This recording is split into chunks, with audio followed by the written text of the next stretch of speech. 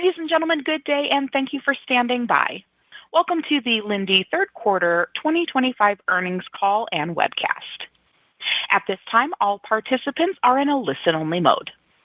Please be advised that today's conference is being recorded, and after the speaker's presentation, there will be a question-and-answer session. I would now like to hand the conference over to Mr. Juan Peláez, Head of Investor Relations. Please go ahead, sir. Abby, thank you. Hello, everyone, and thanks for attending our 2025 third quarter earnings call and webcast. I'm Juan Peláez, Head of Investor Relations, and I'm joined this morning by Sanjiv Lamba, Chief Executive Officer, and Matt White, Chief Financial Officer. Today's presentation materials are available on our website at linde.com in the Investor section. Please read the forward-looking statement disclosure on page 2 of the slides and note that it applies to all statements made during the teleconference. The reconciliations of the adjusted numbers are in the appendix to this presentation. Sanjiv will provide some opening remarks, and then Matt will give an update on Linde's third quarter financial performance and outlook, after which we will wrap up with Q&A. Let me now turn the call over to Sanjiv. Thanks, Juan, and good morning, everyone. Once again, the third quarter has proven the strength and resilience of our model. EPS of $4.21 grew 7%. Operating cash flow grew 8%. And we generated $1.7 billion of free cash flow. The backlog remains at $10 billion, contractually securing long-term EPS growth while increasing our network density. Despite the challenging macroeconomic environment, Linde employees continue to generate shareholder value while maintaining industry-leading results across key metrics that matter most to our investors. This culture of ownership, deeply ingrained throughout our organization, is a foundation of our performance culture, and it serves us well in both good times and bad. Given the current economic uncertainty, I thought it would be helpful to provide you an overview of what we're seeing around the world. Slide 3 provides the end market trends for organic sales, which include both price and volume. Starting with consumer-related end markets, which make up about a third of global sales. Healthcare encompasses both institutional and home care sales, primarily for respiratory ailments. You may recall last year we proactively pruned certain parts of the U.S. home care portfolio, which lapsed by the end of this year. Going forward, I expect healthcare to remain a stable and steadily growing segment. Food and beverage continues to grow low to mid-single digits, driven by a combination of consumption trends and innovative application technologies that enhance food quality and preservation. This is a workhorse of the portfolio that may not get a lot of the spotlight, but it provides consistent growth and is remarkably resilient. Electronics, at 9% of sales, was the fastest-growing end market this quarter. Note this 9% does not include an additional 2% of electronic sales in Taiwan through our non-consolidated joint venture, which is also growing well. The 6% growth we achieved is evenly split between on-site project startups and demand for process gases and advanced materials. Growth was fueled primarily by high-end chip production in Korea, Taiwan, and the U.S., and some lower-end chips in China and Southeast Asia. We observed increased fab activity in Q3, spurring merchant and packaged gas demand, as well as new on-site bidding opportunities, particularly for cutting-edge advanced nodes. I expect this end market to provide robust growth for some time and serve as an important part of our project backlog growth. Turning to industrial end markets, which account for about two-thirds of our sales, as many of you know, this is an area we've been cautious on for several quarters in a row, so recent macro trends have not been a surprise. Starting with metals and mining, which was slightly up, largely due to inflationary price increase, while base volumes were mostly negative. Metals trends were region-specific and also impacted by tariffs. China is up where Linde benefits from supplying Tier 1 customers, but I believe the trends for Tier 2 and Tier 3 steel mills are considerably more stressed, but we do not supply them. U.S. has been a bright spot for metals, not just production levels, but also new capacity opportunities as they've been supported by the new tariffs. Europe, by contrast, is the weakest as demand continues to drop, led by weak industrial activity. We've been supplying steel mills for many decades, and we've seen the cycles. We have confidence in the competitiveness of our customers, but also the opportunity to deploy our applications that enable our customers to either reduce energy consumption, debottleneck, and enhance efficiency. Chemicals and energy are up 1%, driven by inflationary price increases. Overall, base volumes are down as chemicals is one of the most challenged end markets today. The US and China saw flat volumes. India continues to see moderate growth, while the rest of the world is seeing volume decline as they adapt to trade policies and lower demand. Europe remains the weakest, with continued broad-based demand challenges. Fixed payments are being made, so the profit impact for us is therefore limited. Despite the current challenges, I expect the cycle to rebound, as all prior ones have, especially given our confidence in the cost position of our top-tier customer base. Manufacturing, which grew at 3% year-on-year, was the fastest-growing industrial end market. Let's start in the Americas. We're seeing solid volume growth, especially in the United States. We seem to have lapped some of the tariff concerns, and this has translated into a healthy uptick in manufacturing activity. In addition, I'm pleased with the momentum in our commercial space business. Growth has been strong as we remain the trusted supplier of fuel for rocket launches and satellite propulsion systems. This sector continues to present exciting opportunities for Linde as we invest in additional capacity. Turning to APAC, manufacturing volumes are holding steady. China's numbers appear to be leveling off, while India remains on a strong growth trajectory. Europe again continues to face challenges, with widespread softness in manufacturing activity. Summarizing these trends, consumer markets are performing as one would expect. Pricing continues to track inflation. And despite some of the volume challenges from the ongoing industrial recession, Linde is well positioned to supply as industrial activity and volumes recover. In other words, it's business as usual. Finally, more recently, I've heard some talk of a potential recession and the possibility of an economic contraction. As far as I'm concerned, we've been in an industrial recession for more than 2 years. And here at Linde, we've taken proactive steps while navigating contractions across several industrial end markets. We've been making our model recession resistant for many years now, stressing on productivity and efficiency within our business, focusing on targeted high-quality growth while maintaining disciplined capital management. Our operating model is designed to plan for the worst and be ready to capitalize on opportunities as they come. When things get tough, there is no group in the world I'd rather have in my corner than this Linde team. I'll now turn the call over to Matt to walk through our financial results. Thanks, Sanjay. Third quarter results can be found on slide 4. Sales of $8.6 billion are up 3% from last year and 1% sequentially. Recent weakness in the US dollar led to a currency tailwind of 1%. Tuck-in acquisitions in Americas and APAC added another 1%, and engineering impact decreased 1% from project timing. Excluding these items, year-over-year underlying sales increased 2%. Price increases of 2% were broad-based and aligned with globally weighted inflation, except for helium, which continues to experience price pressure from excess supply. Overall volumes were flat, as contribution from the project backlog was offset by weaker base volumes, driven primarily by European industrial customers.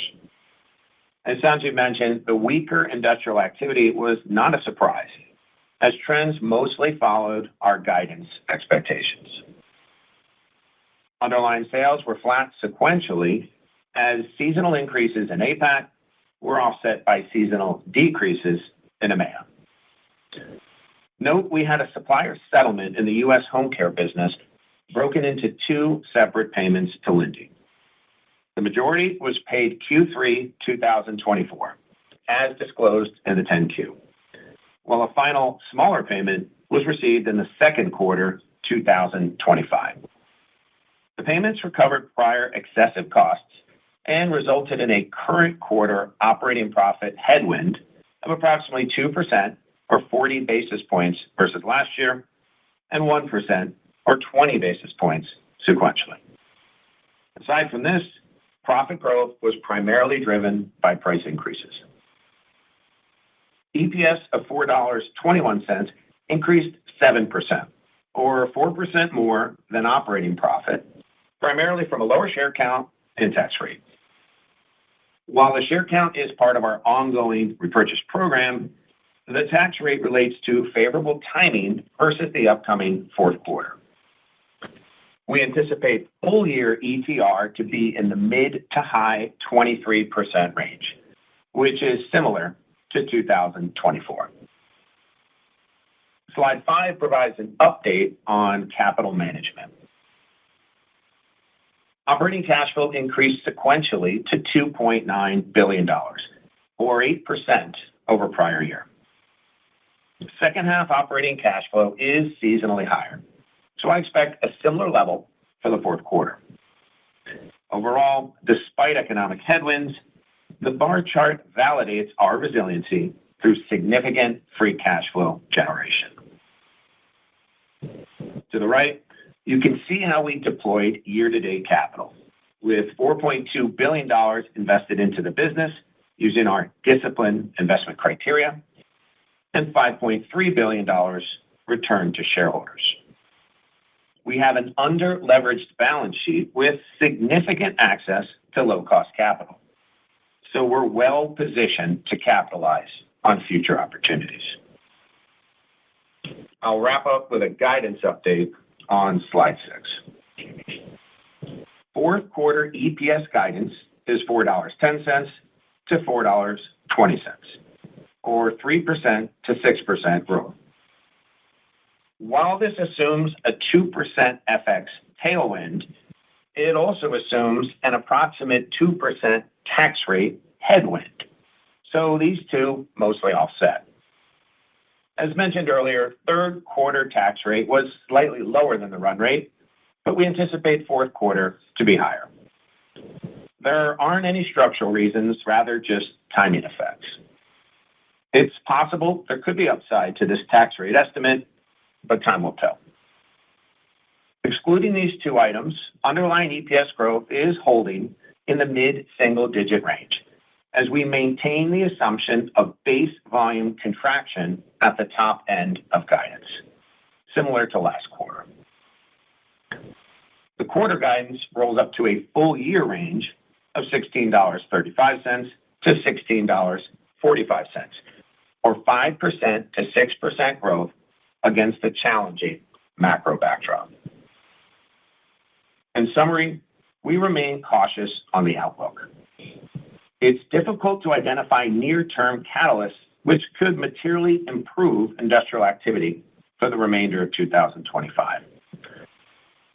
And while we may take this prudent view, it does not negate our ability to generate shareholder value. Over the last 2 years, the global economy experienced recessionary industrial conditions with restrained capital activity. Yet Linde has grown operating cash and EPS mid to high single digits while contractually securing a record high-quality project backlog. Looking ahead, if conditions worsen, we're prepared to take appropriate mitigating actions. And when things recover, we're well positioned to capitalize.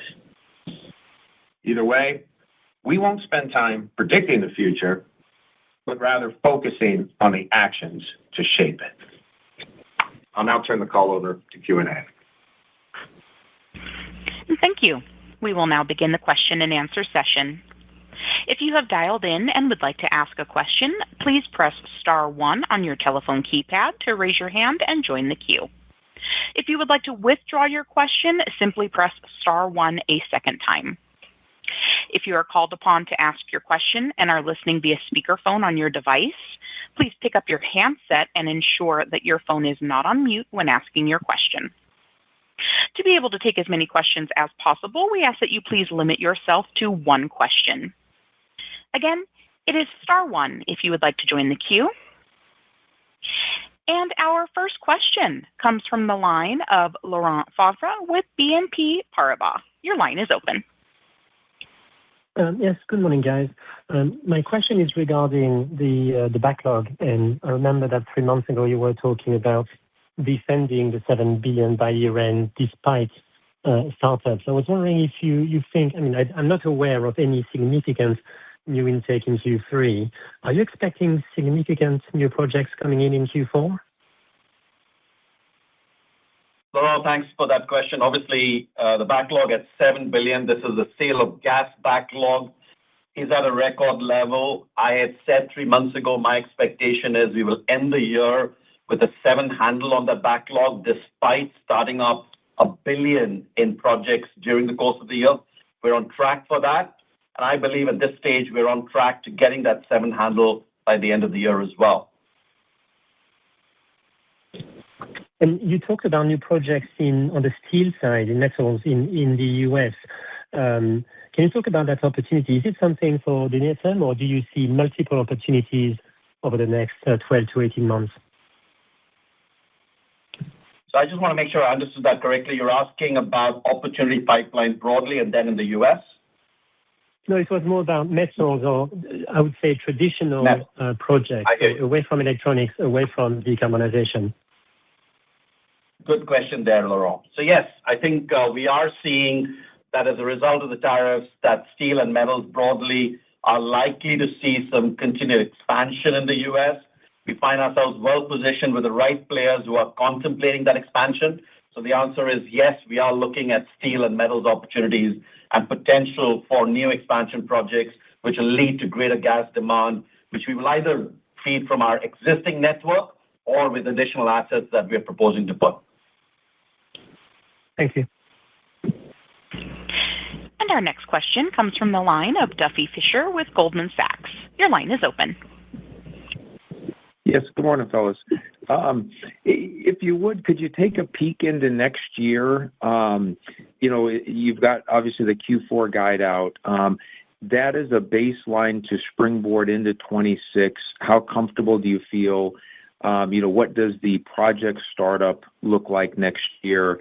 And then if you just kind of anniversary the price you have now, how much benefit does that look like it'll bring in 26? So just, anything that you can kind of see forward into 26 would be helpful. Thank you. So Duffy, in 2 weeks' time, we will have the entire team here going through a rigorous plan process. The plan presentations will happen there. And we will come back to you and give you good visibility on next year and provide the guide for next year as well in February, as we normally do, which you're aware of. So I want to go through that process. Our planning process is fairly rigorous, and I think that's what gives us the confidence to come out and give visibility on next year. I'll say a couple of things to kind of whet your appetite a little bit while you wait for us to come in February. The backlog that we have under execution obviously is a strong input into continued EPS growth that we are likely to see into next year and beyond. So expect that for sure. And of course, there is a variable in all of this, as you know. And our EPS algorithm, which holds well today, ensures that management actions and capital allocation does what it needs to do. At the end of the day, the variable that we'll be looking at for next year will all be around the macro. And I think that's going to be one of the factors that we will spend a lot of time talking about and planning for to ensure that we have a solid guide when we come in February. Great. Thank you. And our next question comes from the line of Matthew Deo with Bank of America. Your line is open. Morning, everyone. I could be wrong, but I think this is like the first quarter in some time where pricing didn't really move up sequentially. And I don't know, maybe it's just coincidence or rounding, but I think it just question on like the backdrop for pricing and whether you remain confident that you can continue to move the needle, just given some of the slower macro that we're talking about here. Hey, Matt, this is Matt. I think when you think pricing sequentially, you're always going to have timing differences of when the anniversaries are for certain contracts, for the escalations on certain contracts. So that's a normal part of our process. I always like to look at year over year as the key way to understand our pricing and then compare that to how the globally weighted inflation is. And when we look at the 2% we have year over year, that's pretty much aligned with what we're seeing in our geographies on the weighted inflation basis. So I probably wouldn't look too much into the sequential timing just because of some of the different timings of when increases occur. Matt, I might just add one comment, which is helium and rare gases, which is a drag on pricing, has been something we've mentioned in the past as well. Now, remember, helium and rare gases for us is a small portion of our revenue. So, the overall impact for us at the enterprise level isn't that great, but nonetheless, that's been a drag for us, particularly in APAC, which you've probably seen. Yes, understood. All right, I'll pass it back. Thank you. And our next question comes from the line of David Begleiter with Deutsche Bank. Your line is open. Good morning and thank you. Sanjiv and Matt, one more try on 26.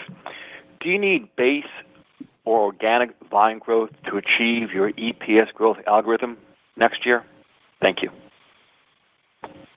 Hey, David. So when you think about the algorithm, there's the three parts, as we've described in the past. And the capital allocation part and the management action parts don't need any economic help. And as we've said time and time again, those two parts we view kind of mid-single digit individually. And so the combination of those two should get us to about 10% or hopefully a little more without any help from macro. And then the third piece is the macro, which really we view has two parts. The FX translation, given we're dollar functional, and the base volumes that we see. Even though they're under contract, the customers, how many molecules they take will drive that base volume. So that's the part that's been the drag, the headwind for a few years now. But the rest of the model continues to deliver on the algorithm, hence why we've been able to achieve the growth we have with even the face of negative base volumes, and up until recently, unfavorable FX translation. So we feel quite good about management actions, and we feel quite good about our capital allocation portion of the backlog. And we've talked about the strength of our backlog projects coming on stream. We've talked about the free cash flow that we can deploy on everything from stock repurchases to M&A activity.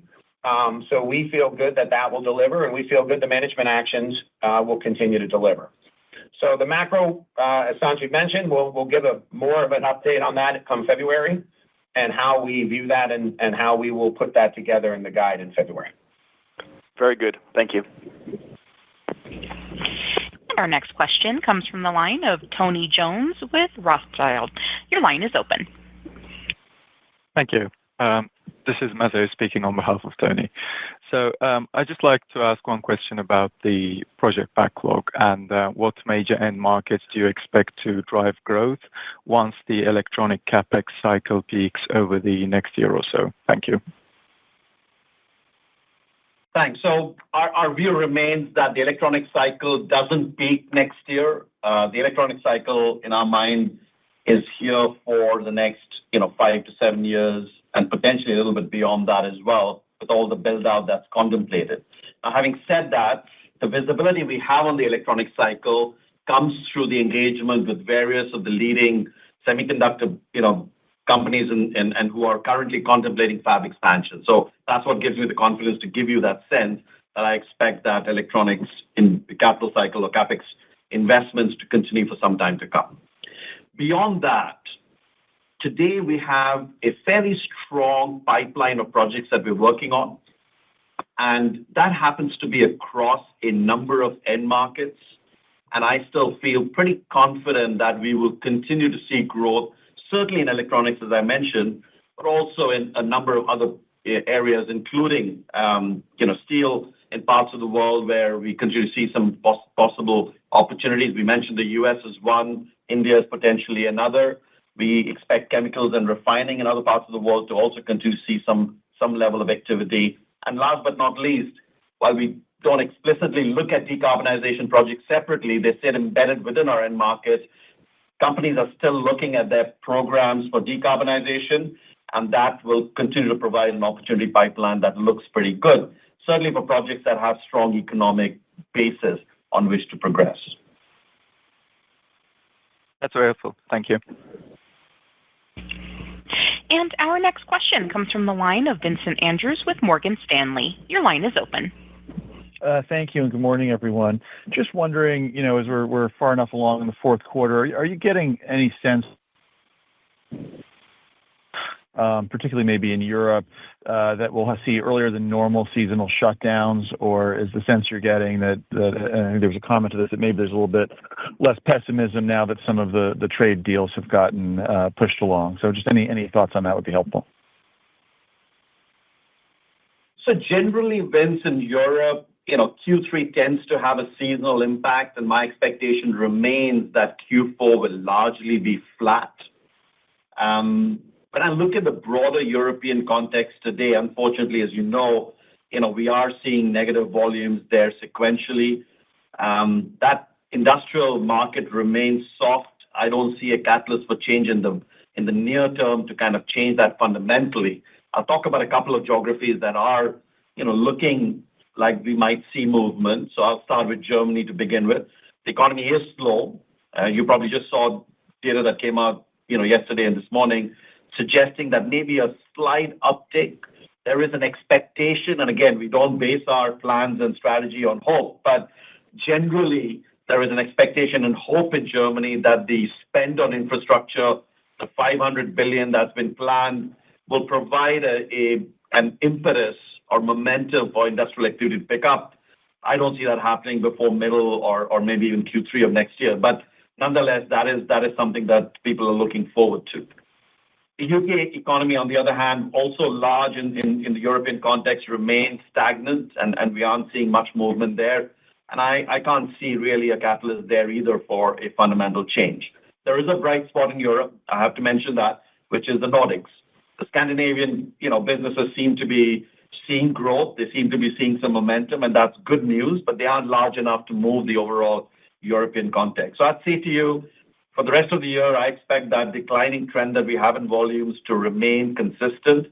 Sequentially, you should expect that to be flattish. Nothing beyond that at this stage. And our next question comes from the line of Patrick Cunningham with Citi. Your line is open. Hi, good morning.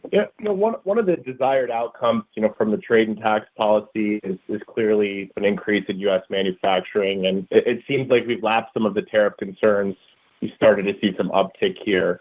How would you frame, the market risk, near term, which seems to be getting a bit better, versus what maybe your customers are saying in terms of doing new projects, CapEx plans, and level of certainty on sort of forward growth expectations?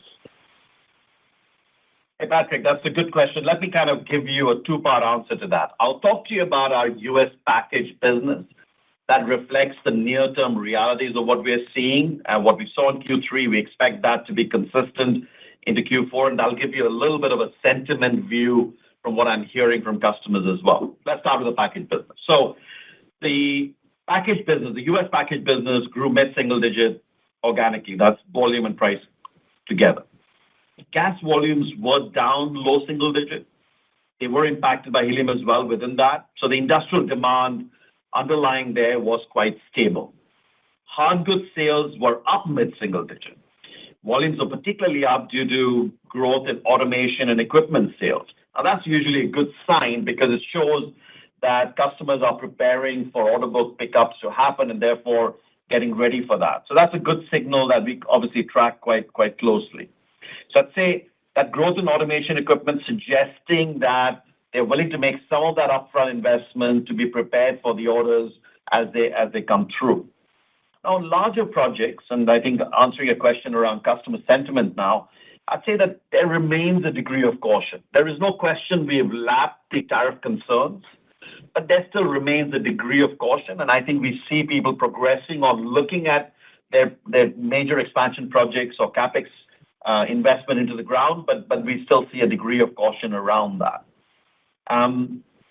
Broadly, I'd say when I look at broader manufacturing, the volumes are resilient, which suggests that trend is likely to continue into Q4, with hopefully the pickup happening in the first half, maybe middle of next year, in terms of actual, projects on the ground, ensuring that, volumes have a pickup.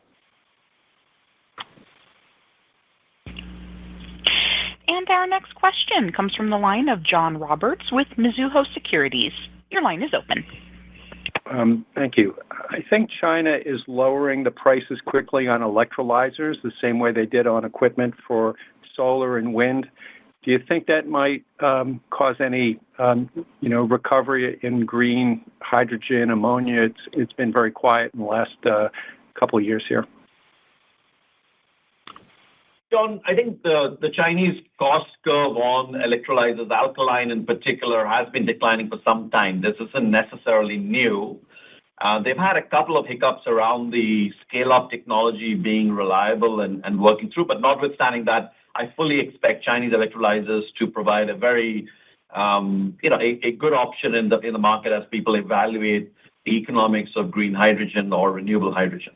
What I would say to you, though, is that the issues with renewable hydrogen are slightly more fundamental, and they come with three parts. And I know you know this, John, but I'm going to repeat this anyway. The first issue is around scalability of that technology, because we are still talking in terms of 5 megawatt stacks, 20 megawatt stacks.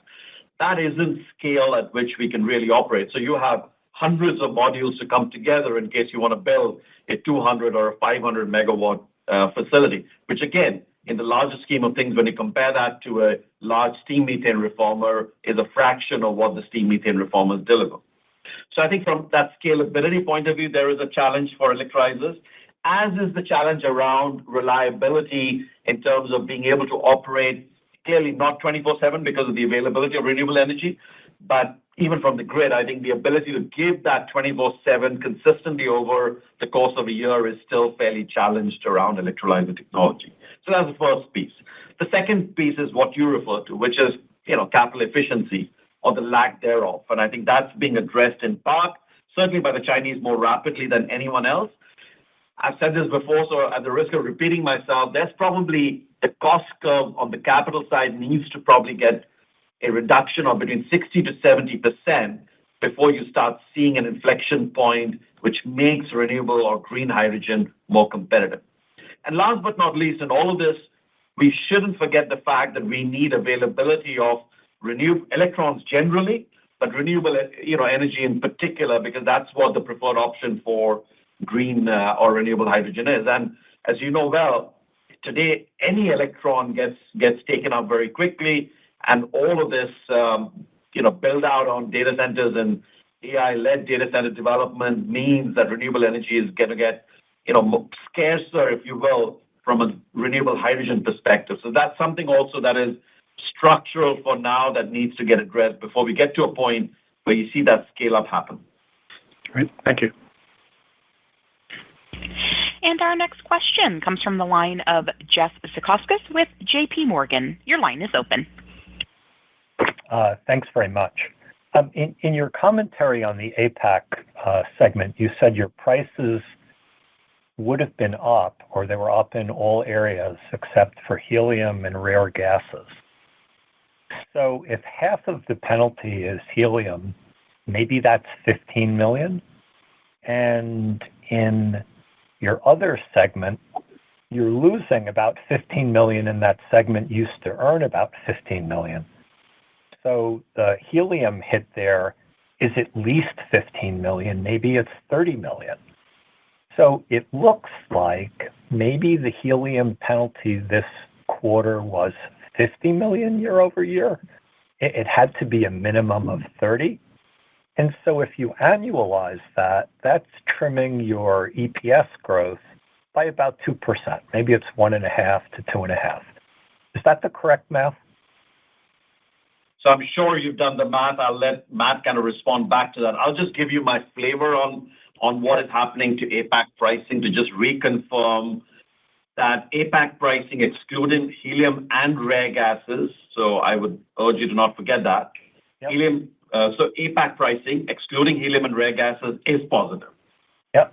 Now you have to remember in APAC also that China is going through deflation. So we do see that reflected in Chinese pricing more broadly. But Matt, what do you say to the math that Jeff just put? Yeah, I think on a high level, Jeff, I would agree with the basics of your math. When you think about full year, we'll stick with full year basis rather than quarter. But on a full year basis, between helium, rare gas, if you take both the volume impact, because you did see some curtailment of volume, whether it's for balloon or whether it's for MRI, coupled with some of the pricing impact, you could argue on a year-on-year basis that's probably a 1 to 2% impact, probably in the lower end of that range, but on the EPS year-on-year. That and APAC, unfortunately, is impacted the most, given that's where the larger percentage of demand for those products are. But that is how I would summarize. I mean, when you think about helium and rare gas, it is low single-digit % of our global sales. And just given some of the volume and pricing impacts, you have seen an impact year-on-year related to that. So I would say pretty much flows close to those numbers, but we hopefully have seen some stabilization, definitely on the pricing of rare gases and helium. I think it still remains to be seen on some of the Russian supply. Okay, great. Thank you so much. And our next question comes from the line of Mike Sisson with Wells Fargo. Your line is open. Hey, guys. Nice quarter. Sanjiv, I wanted to dig in a little bit in your comments on the chemical industry. Unfortunately, I see all red today for our sector in terms of stock prices. But you had commented that you thought the cycle will turn positive. We've seen a lot of companies this quarter have asset write-downs. There's more announcements of asset reductions or rationalization, particularly in Europe and other parts of the world. So, what do you think?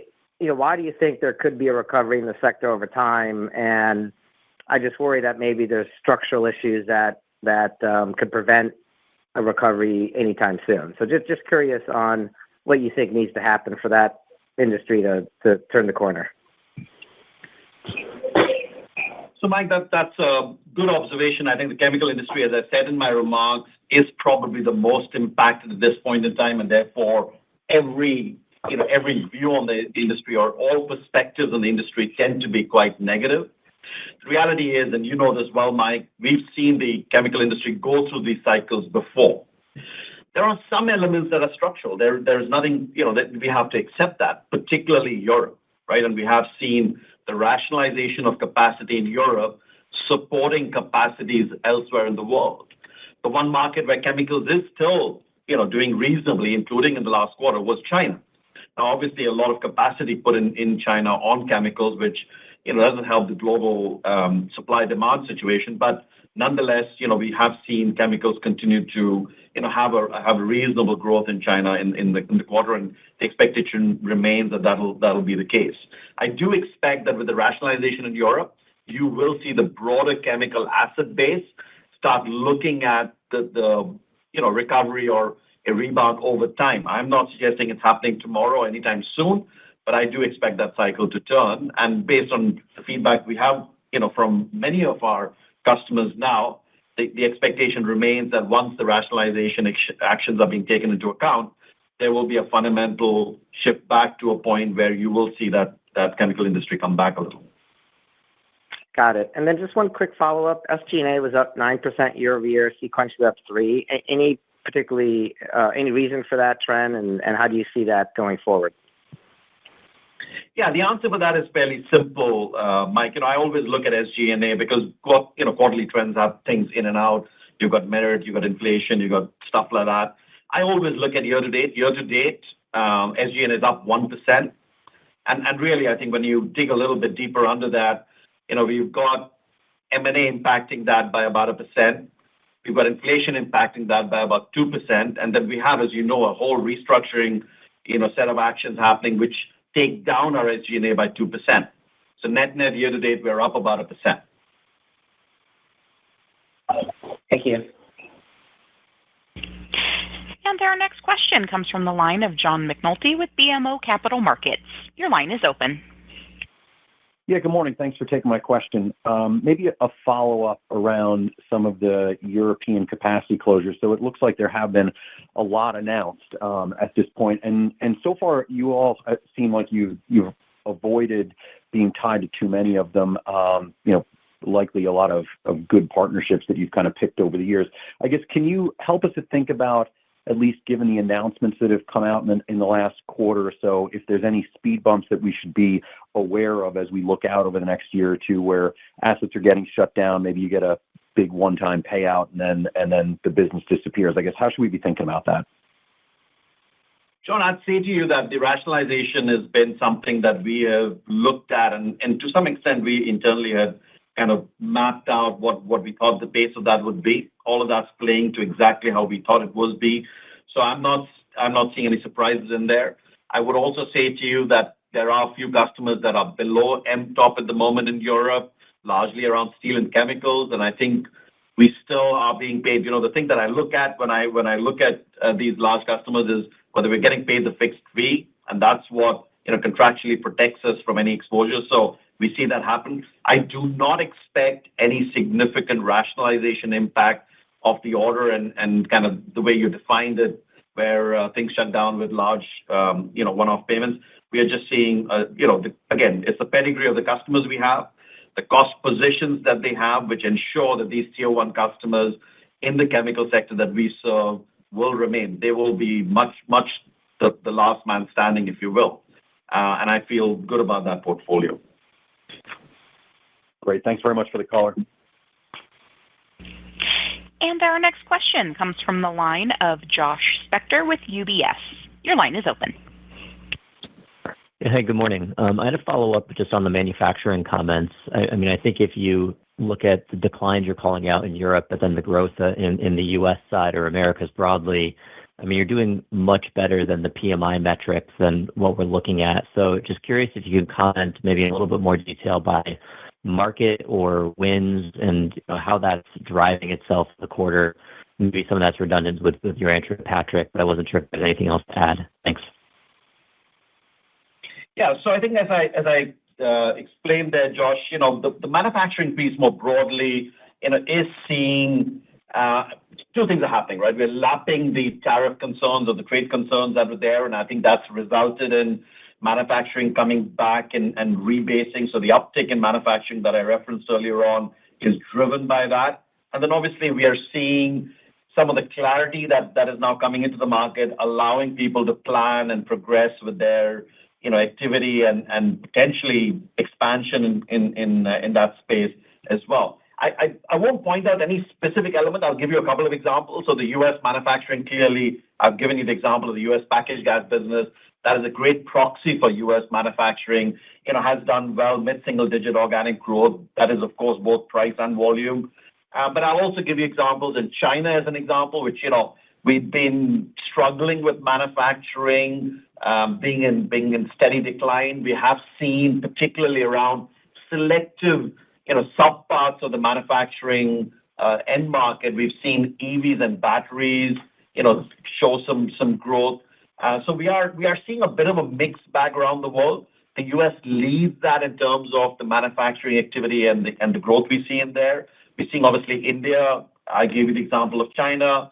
Where we see manufacturing broadly remain struggling is Europe. And I think it should come as a surprise to you. We've been kind of looking at that, and it is exactly as we had expected, unfortunately.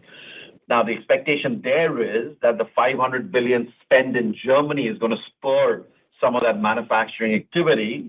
I'd love to tell you that it's going to happen on the 1st of January 2026, but you and I both know that by the time the German system puts its whole process around that, it's going to be a few quarters before we get the benefit of that. And you will see that play out. I think there's a certainty around that. But again, we'll have to watch for that to happen before we can really kind of comment on it. And Josh, this is Matt. The only other one thing I'd add to Sanjiv's points are, we do put commercial space in the manufacturing. That is growing and clearly driving some of the growth in that end market. That obviously will not correlate with PMI. given it's a very different type of growth trajectory. But that is also having a positive impact on the manufacturing end market. Matt, I don't know how I forgot that because, I think of space as an end market by itself. I think it's about time we grew that enough to be able to show that as an end market. But yeah, very healthy, double-digit growth, feeling really good about, aerospace broadly and commercial space specifically, Josh. And I'll just give a bit more color there just to say, look, the reason we're excited is not only are we seen as a reliable partner by almost all the space launch companies, but as the companies are ramping up their activity and accelerating their manufacturing process around both, the production of engines, testing of engines, and obviously launch, we see this significant opportunity for growth. And we are putting a lot of capacity on the ground today, particularly in the U.S., to serve that additional oxygen, nitrogen, hydrogen demand, and of course, rare gases for, propulsion systems for satellites as well. So yeah, that certainly sits in manufacturing, and Matt was absolutely right in just pointing that out. Great, thank you. And our next question comes from the line of Kevin McCarthy with Vertical Research Partners. Your line is open. Yes, thank you and good morning. Sanjeev, you commented in the prepared remarks with regard to electronics that you expect robust growth for some time. So I was wondering if you could unpack that for us a little bit. For example, what sort of industry level growth do you see over the next few years, however you think about that, square inches of silicon or otherwise? And in the past, I think that you've asserted that industrial gas demand into electronics actually grows at a premium rate due to shrinking nodes and maybe changes to chip architecture, et cetera. Is that still the case? And what is that premium, and how do you see it evolving with AI data centers, et cetera? Sure, Kevin, that's a great question. So as I said in the prepared remarks and also in a response to a question earlier, we still see a very robust pipeline for growth over the years to come over there. I think when you think about semiconductors broadly, the expectation remains that over the next 5 years or so, you should see semiconductor industry grow to $1 trillion. I think the expectation of growth between 9 to 11%, I think, depends on which study you pick up. Within that, clearly, as you're aware, logic is the steady growth element in there. And of course, memory more recently driven by HBAM really is seeing a significant pickup as well. And that's where a lot of the capacities today, both in terms of logic for the GPUs as well as HBM memory are really finding the investments play out. I would say to you that I expect that, the 9 to 11% growth range is a good number to begin with. You will see, as it always happens, once fabs come on the ground, in terms of actual consumption from an industrial gas perspective, we tend to start the plants up, and obviously you see a bit of a momentum there, and then it evens out and gives you that 9 to 11% longer term. So I feel good about how we will see that reflected, both coming from logic as well as HBM particularly, but memory more broadly as well. The second part of your question was around the intensity of gases, and the answer is absolutely yes. The more advanced nodes we see, the intensity of gases goes up and has continued to go up.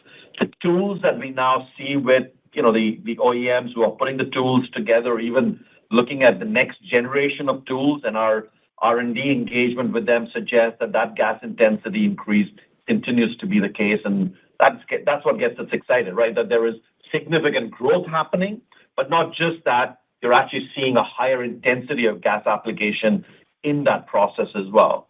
I know for a fact that Juan's done some really good work around that gas intensity analysis. If you want, you can reach out to him. He can share some more information with you. Thank you.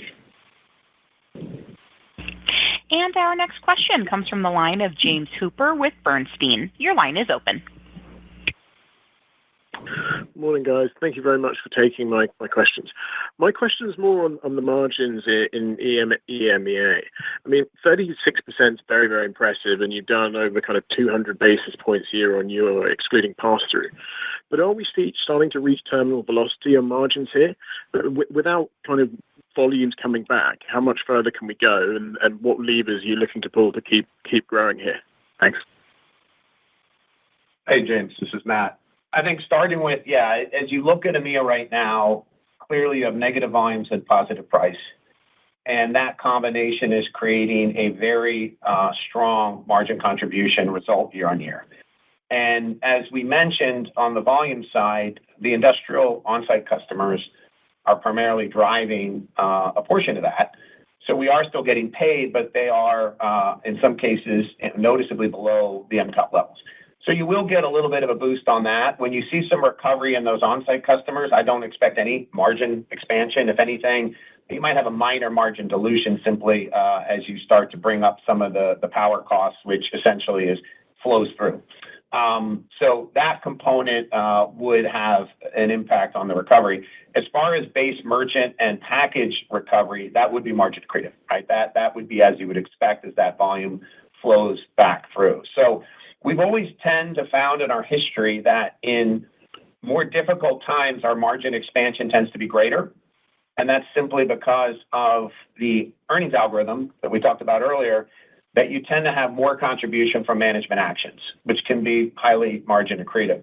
When we get recovery periods, we still get margin expansion, but not at the same clip, simply because then you shift more of your growth towards volume, and you just get a little bit of a mix change effect there. So that's how I think of EMEA, but they are doing what you would expect this model should do in the environment they're in, which is they're getting price to inflation, their fixed contracts are maintaining as you would expect, and they're managing their cost stack given the environment they're in. And our next question comes from the line of Lawrence Alexander with Jefferies. Your line is open. Hi, would you mind updating specifically on packaged gases? Two issues. One is, what you're seeing in terms of demand trends there, particularly in sort of the welding applications, but also where we are on the regional consolidation, in Europe versus the U.S., and how much farther you think you can go in terms of consolidating the U.S. market. Like, where do you think your market share might top out? Thanks, Lawrence. So I described the U.S. package business earlier on, and I think within that, the comment I made was we're seeing, certainly on the hard goods side, in the last quarter, in fact, we saw mid-single-digit growth from an organic sales perspective.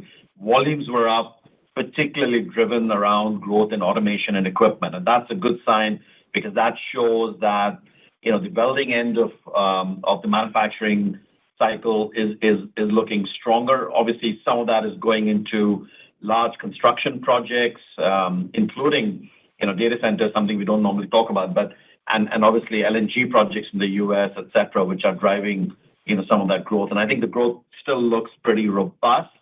And as manufacturing laps all these concerns around tariffs, et cetera, we have an opportunity to see a good growth pattern there as we look ahead into the future. On consolidation, I'll give you a global view, and then I'll focus a bit on the U.S. because that's where the action is.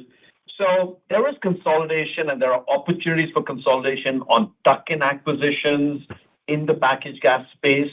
And we've seen that now, taking the model that we've got in the U.S., and we've applied that elsewhere in the world, including in Asia, and increasingly now looking at opportunities in Europe as well. So there are opportunities for consolidation globally. But the biggest opportunity lies in the U.S. There is no question around that. And while I may not comment on the market share piece, I can only say this to you. I still believe we have a number of opportunities for tuck-in acquisitions in the U.S., and we have the balance sheet strength and the appetite to go about doing that. From memory, I'm just trying to think back. I think we closed 18 deals last year globally. This year, we're seeing about 1% of our sales are going to come from acquisitions. Much of that's going to be tuck-in acquisitions coming out of the packaged gas space. So we feel really good about that space. We expect significant opportunities still in that space for us to continue to do that. And just if I may, on the cylinder rental price increases over the last 5-7 years, given how soft the end markets have been, have you seen any material pushback or pricing fatigue where you feel you need to walk back the cylinder rentals to help the market, or just describe what's going on there? The easy answer is no. We have a robust rental process, and of course, our customers see the value that comes out of that, and the rental stream and the growth we've seen within that has matched, CPI, globally weighted CPI that we see as a proxy for price increases that we would normally expect. So we've seen exactly that trend come through on rentals as well. Okay, perfect. Thank you. And our next question comes from the line of Arun Viswanathan with RBC Capital Markets. Your line is open. Great. Thanks for taking my question. Hope you guys are well. Last quarter, you mentioned maybe some thoughts around disinvestment in Europe and your thoughts that maybe that would not continue. Maybe you can just provide an update and updated thoughts there, as well as here in the U.S. You just mentioned strong opportunities. However, we're also seeing some rollbacks here. So maybe you can just kind of elaborate on how you think the path forward could look in both those regions from an industrial and investment standpoint. Thanks. Sure. So let me give you a quick, I gave a walk around the world, so you've got a sense of what the different end markets are doing. I'll now maybe channel that into the opportunity pipeline that we're looking at. So it's fair to say that most of our opportunity pipeline today comes from the Americas and Asia. That's where the opportunity pipeline today is, providing projects that we're currently working on. And if those projects meet our investment criteria, then obviously these are projects that then go into the backlog and get developed. Now, the U.S. opportunity remains robust.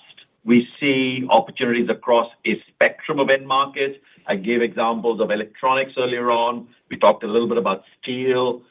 Clearly, even in other end markets, we are seeing opportunities for growth in the U.S. market. So it's a robust, pipeline of projects that we see in that space. On Europe, I'm not sure I quite got your comment on disinvestment. What I would say to you is that the opportunity pipeline for Europe, or EMEA in our case, looks a little bit lighter when compared to either Americas or APAC. Not surprising, as you would expect, just given the industrial weakness that is currently there in Europe. But we still do have a number of projects in Europe that are progressing. Some of them are related to decarbonization, whereas others are related to growth in other different end markets. So, we still see opportunity pipeline in Europe that, over time, as we develop that, will convert into projects that we will take into the backlog or into base growth. Thanks. And our final question comes from the line of Mike Harrison with Seaport Research Partners. Your line is open. Hi, good morning. Thanks for squeezing me in. You have highlighted in the past some opportunities for AI to help you improve operational efficiency and productivity. Was wondering if you could speak about any new use cases that you've found for AI that you may be implementing as we get into next year.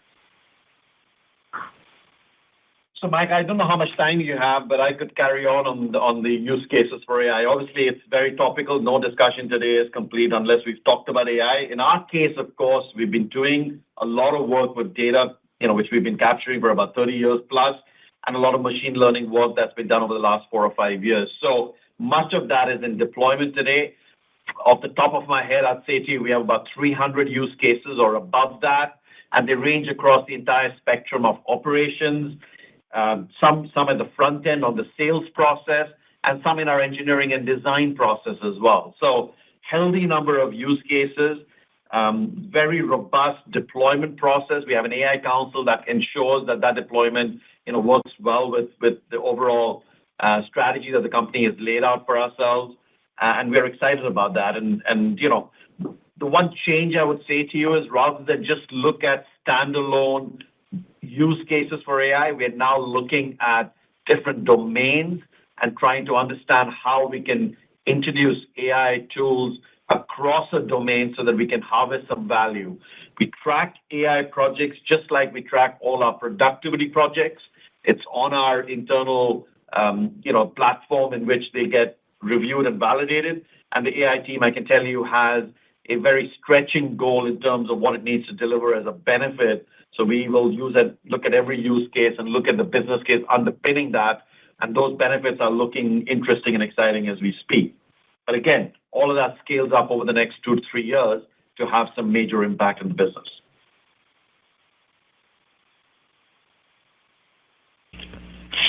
And I would now like to turn the call back to Juan Pelaez for any additional or closing remarks. Abby, thank you, and thanks everyone for participating in today's call. Have a great day. Ladies and gentlemen, that will conclude today's conference call, and we thank you for your participation. You may now disconnect.